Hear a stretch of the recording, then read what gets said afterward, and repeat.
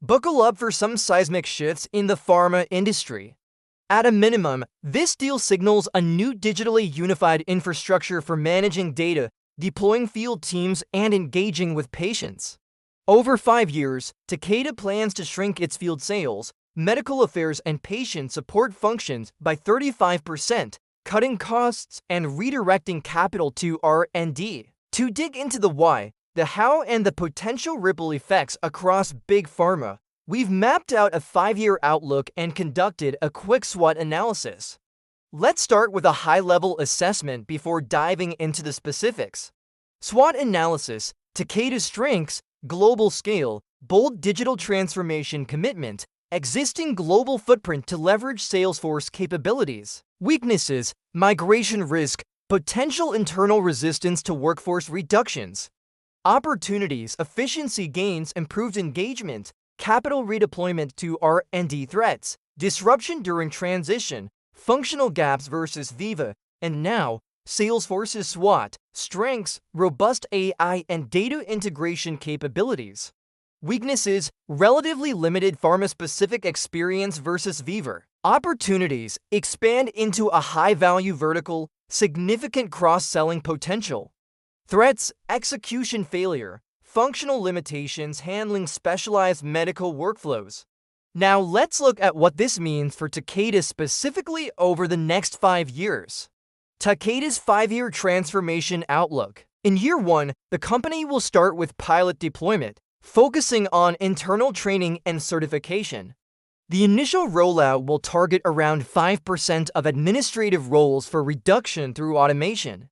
This should yield approximately $10 million in savings, of which $7 million can be redirected to R&D. By year 2, the system will expand across global teams, enabling a 10 to 15% reduction in field sales and medical liaison positions. The cost savings could reach $25 million, with $18 million repurposed for research. In year 3, full deployment will reduce the need for manual patient support functions, leading to a 20% reduction in related roles and up to $40 million in savings. Year 4 will bring AI-driven forecasting and territory optimization, achieving a 25% total downsizing of field operations and an additional $50 million in savings. By year 5, with process optimization in place, Takeda could downsize up to 35% of its combined field and support functions, unlocking $60 million annually for reinvestment, $50 million of which could directly bolster R&D efforts. This brings us to the industry-wide implications. If Takeda successfully navigates this transition, other large pharma players are likely to follow. 5 years from now, peers like Pfizer, Novartis, and Johnson & Johnson could be replicating this model. Let's consider Pfizer as an example. Its shift to digital-first sales and history of internal transformation initiatives make it a likely early adopter.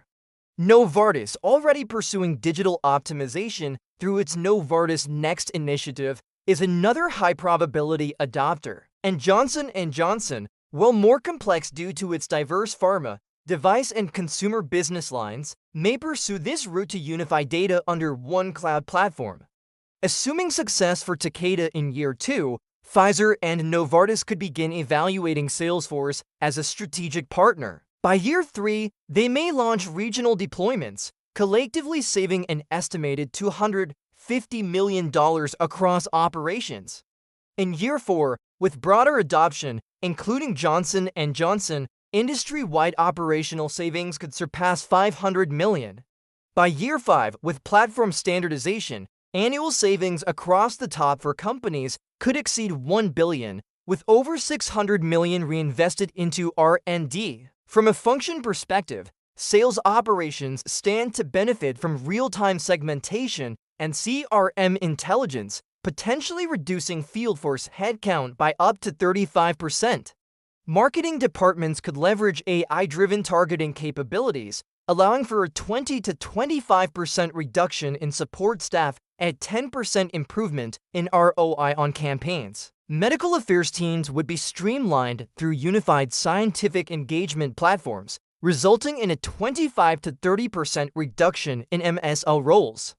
Patient support functions could be downsized by 30 to 40% as case management and triage shift to digital-first interfaces. So there you have it, the potential for massive industry-wide change. In conclusion, Takeda's move is more about adding muscle memory than cutting fat. Over time, this will enable pharma companies to operate leaner, engage more precisely, and invest strategically. The changes won't be easy, but the payoff could be huge.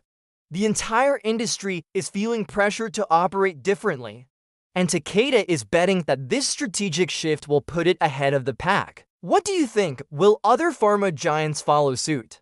Let us know in the comments.